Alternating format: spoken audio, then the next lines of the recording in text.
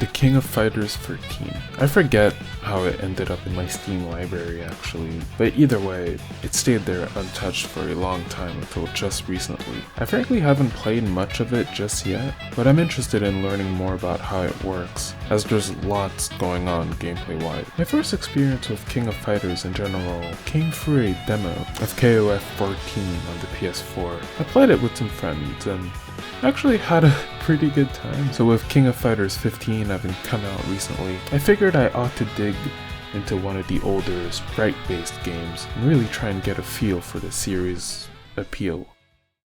As we all know, nobody does pixel art like SNK, and that standard is still held here. I can't really articulate what makes it stand out particularly well, but there's just such a weight to everything, you know?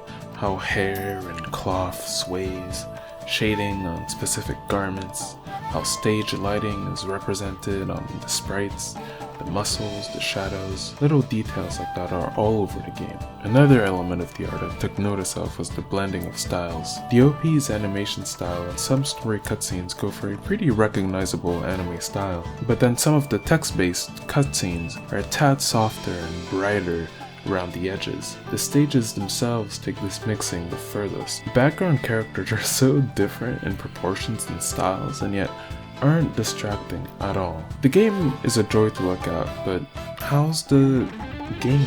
Precise is the word I'd use. In inputting moves, and especially long combos, you must be incredibly deliberate about your input. I'm a Street Fighter V child, so when I want to learn a new character, I begin by going through one or two of the trials, I lab some stuff out in training mode, and then I do online matches. I started feeling quite insecure when I got to King's third or fourth trial. I simply could not feel the progress. So I went online and found out that the trials have a notorious reputation for being serious challenges. My highest achievement so far has been mashing my way through story mode, but I really do wish to come back and try to really understand the game's systems.